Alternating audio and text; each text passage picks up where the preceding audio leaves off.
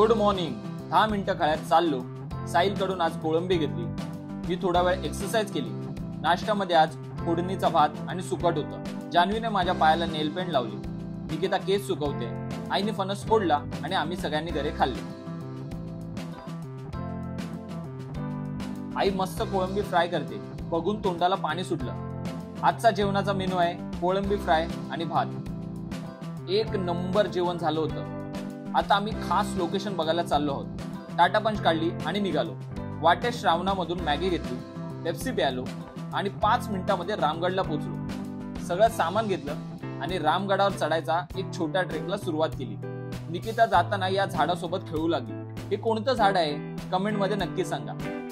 आमच्या सोबत ही स्वीटी होती. 15 मिनिटाचा हा ट्रेक होता, पण फील मात्र लाख मोलाचा होता. बऱ्याच वर्षांनी ट्रेक केला, सो थोडं थकायला झालं, पण गडावर पोचायच्या इच्छेने नवीन ऊर्जा